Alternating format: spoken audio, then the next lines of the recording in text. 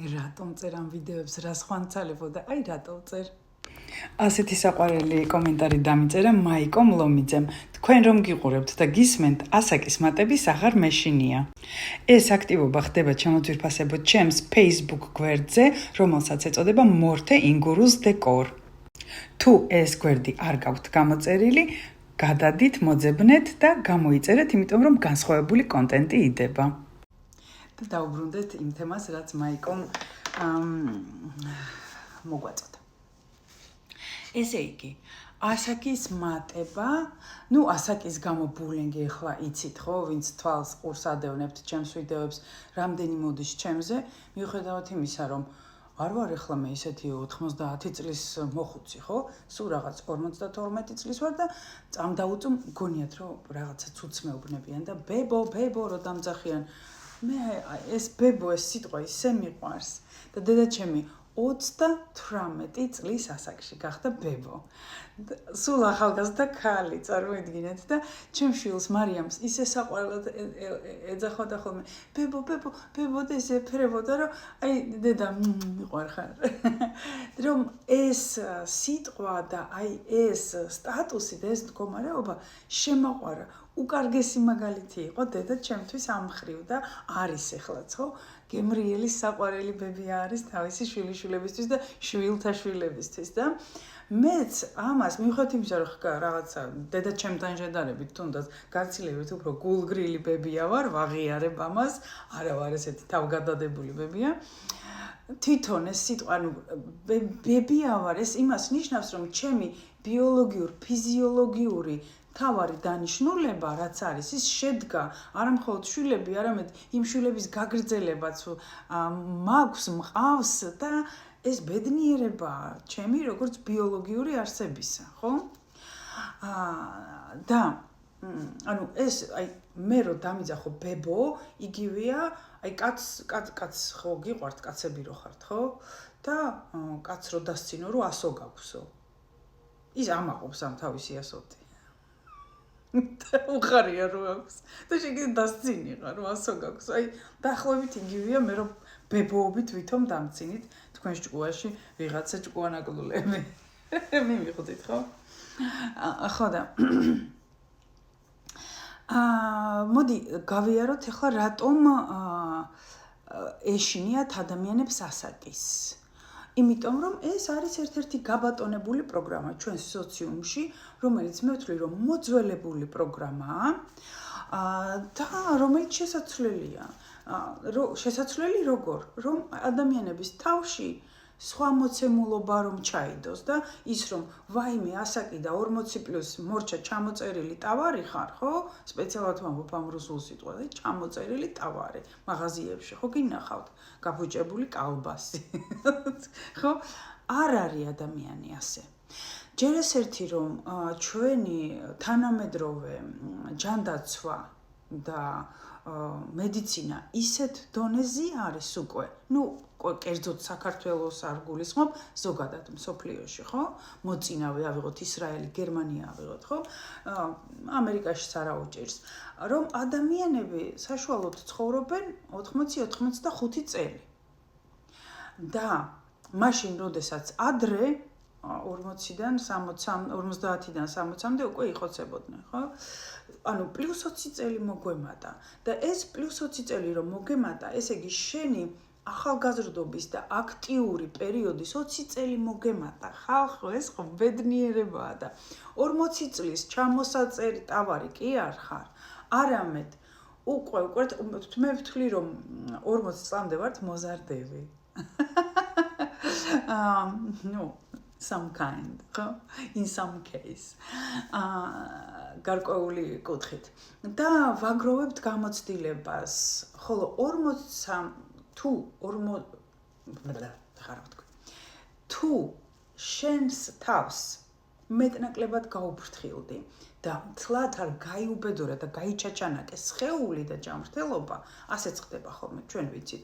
ამას წინათ ერთი ჩემს ნაცნობს უყურებდი, ჩემი და ჩემი პირველი მეუღლის ტოლია. ტოლები ვართ ჩვენ, ერთი წელია სხვაობა და ეს ბიჭიც ჩვენი ტოლია და რო ნახე სურათი მოხუცი პაპა 80 წლის პაპა რო უყურებ არა ბევრი 80 წლის ბაბუა გაცილებით უფრო კარგად გამოიყურება ვიდრე ეს ადამიანი იმიტომ რომ ლოთობით ნარკომანით ციხეში ჯდომით უჰიგიენობით და რა ვიცი აი ყველაფერი რაც შეიძლება გაიუბედურა თავი გაიფარჩაკა გაინადგურა გახსოვდეთ რომ ეს ჩვენი სხეული არის ჩვეულებრივი მექანიზმი ისევე როგორც ნებისმიერი მექანიზმი, რა ვიცი, გინდა მიქსერი აიღე სახლში რომ გაქვს, გინდა, არ ვიცი, ტელევიზორი, გინდა მანქანა აიღე, ხო? ეს არის მექანიზმი, რომელსაც აქვს თავისი გამოყენების წესი და ამ გამოყენების წესს თუ იცავ, ხო? ეს მექანიზმი დიდხანს მოგემსახურება. იგივე არის ეს ჩვენი სხეულიც, ეს არის სკაფანდრი დედამიწაზე საცხოვრებლად ჩვენი სულისათვის. მე ასე ვდგები სხეულს. და გასაგებია რომ იქ რაღაცა შეგხვდება, შეიძლება რაღაცა მოიტეხო, იქ რაღაცა გენეტიკურად სუსტი შეიძლება გქონდეს, მაგრამ ზოგადად თუ ფრთხილდები, ძალიან ნორმალურ კონდიციაში მიდიხარ 40 წლამდე და მომატებული გაქვს 40-დან 60 წლამდე აქტიური, ჯერ კიდევ ლამაზი, ჯერ კიდევ საღი გონებით 20 წელი. და ეს ხომ ბედნიერებაა, თანამედროვე ადამიანებს გვაქვს აი ეს საოცარი პლუს 20 წელი დამატებული ხალხო და გიხაროდეთ და შეირგეთ იმის ნაცვლად რომ ვიღაცას ვინც ამ ძველი იდეით არ ცხოვრობს და 40 წლის მერე თავისთავად არ ჩამოწერა რომ იმას ლანძღავდე და ედავებოდე ნაოჭი რატო გაქვს და ბებო რატომ ხარ და ცოტა ზედმეტი წონა რატომ გაქვს და ასე შემდეგ. კარგით რა მოიშორეთ ეს მოძველებული პროგრამები დატკბით თქვენი ცხოვრებით, თქვენი ასაკით და თქვენი იმ შესაძლებლობებით, რასაც თანამედროვე სამყარო იძლევა. რატომ გვეშინია ასაკის? ესე იგი, პირველი რომ სხეული ფარჩაკდება და ძველდება, ფაქტია. ესეც სიტყვებს სპეციალურად ხმარობ ხოლმე, რომ კარგად დაგამახსოვრდეთ. გაუფრთხილდით თქვენ სხეულს, ახალგაზრდებო განსაკუთრებით თქვენ მოგმართავთ, გაუფრთხილდით თქვენ სხეულს. 40 წელს გადაცილებულებო თქვენ მოგმართავთ ყოველ წელს, წელიწადში ერთხელ, გაიარე სამედიცინო ჩეკაპი. იმისათვის რომ არაფერი გამოგეპაროს, იმისათვის რომ მეტ ნაკლებად მწყობრში გქონდეს ყველაფერი, ეს აუცილებელია. გამოიყენეთ ის შესაძლებლობები მაგრამ ზომიერად, რასაც თანამედროვე კოსმეტოლოგია გვაძლევს, რომ მიმზიდველად, სასიამოვნოდ, ქორფად გამოიყურებოდე. მიუხედავად იმისა, ქორფა ახლა მე კი არ ვამბობ, რომ ახლა დაბადებული ბავშვი როა ქორფა ისე, მაგრამ აი, რასაც ქვია მოვლილ ადამიანს რო უყურებ, გინდა 40-ის იყოს ის, გინდა 50-ის, გინდა 60-ის და გინდა 90-ის. ამ მოვლილ ადამიანს ეს მოვლილობა ეტყობა და ის სასიამოვნოა სანახავად ამ მოვლილობაში.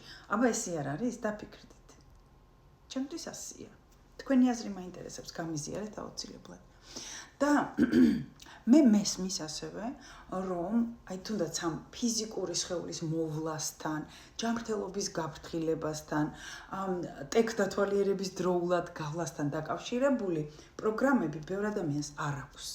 ბევრ ადამიანს აქვს პროგრამა ჩადებული, რომ ეს შენი სკაფანდრი წიხლით უნდა იხმარო, სანამ აქვს მას საშუალება ვირივით დატვირთო და მე გაგიკვირდეს, რომ ვაიმე რატო ჩაიჩოქა ჩემმა მაგდანას ლურჯამ, რატომ გამიფუჭდა ჩემი სკაფანდრი? იმიტომ რომ წიხლით ხმარობდი.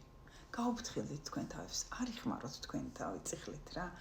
იხმარეთ, გამოიყენეთ, მოიხმარეთ ნაზად, სიყვარულით და აი ესე რომ აი როგორც ყველაზე საყვარელ ადამიანს რო უფრთხილდები, ისე მინდა რომ გაუფრთხილდე შენს თავს, ჩემო ძვირფასო.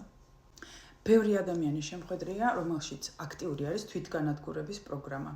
და ეს თვითგანადგურების პროგრამა უშუალოდ არ უყვარს სოციალებს ეს სიტყვა არ ვიტყვი, იმაში არ მდგომარეობს. თვითგანადგურება არის ალკოჰოლით, ნარკოტიკით, ჭამით, შაქრით, მარილით, უმოძრაობით. საკუთარი სხეულის განადგურება.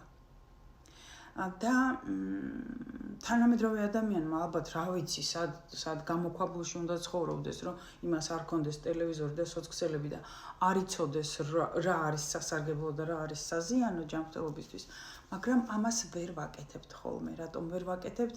იმიტომ რომ აი ის ძველი უწინდელი პროგრამებია ჩვენში აქტიური. ძველი პროგრამები, აი მარტო გადარჩენა, ამ გადარჩენისათვის თუნდაც დააზარალო შენი ჯანმრთელობა. მიყურეთ? ისეთ სამსახურში იმუშაო, ისეთი საქმე აკეთო, ისეთნაირად მოეპყრო შენს თავს, რომ დააზარალო. და ამ პროგრამების მოშორება, აი ამ თვითგანადგურებისა და საკუთარი გონების, აზროვნების, ცნობიერის და ქვეცნობიერის გადალაგება შესაძლებელია. მოდით ტრანსფორმაციულ კოუჩინგში, იანვარში იწყება 29 ნაკადი და ამას ძალიან იოლად, ძალიან საინტერესოდ და ძალიან ეფექტურად შეძლებთ. მოგწერეთ და მიიღეთ დეტალური ინფორმაცია. ახალ დროს, ახალ რეალობას, ახალი ადამიანები სჭირდება. გაბედულები, მამაცები, თავისუფლები, თავისი მისიისა და სულის ძახილის მიხედვით მაცხოვრებლები. აი, აკადემია არის სწორად ის სივრცე, სადაც შენ შეგიძლია გახდე ასეთი თავისუფალი და თვითრეალიზებული, დაუბრუნდე შენს რეალურ მესს. ეს არის ჩვენი Facebook გვერდი, Instagram-ი, ასევე საიტი. გადადით, გადახედეთ პროგრამებს და მერწმუნეთ, ჩვენ ნებისმიერ შემთხვევაში შეგირჩევთ თქვენს ბიუჯეტზე და საჭიროებებზე მორგებულ შემოთავაზებას. მოგწერეთ და დაიწყეთ განვითარება. ნუღა გადადე, დრო აღარ ითმეს, დაიწყე სვლა საკუთარი თავისაკენ. აივ აკადემია, თქვენი განვითარების სივრცე, გზა საკუთარი მესკენ. გვიგულეთ თქვენ სამსახურში. მოგწერეთ და მიიღეთ დეტალური ინფორმაცია.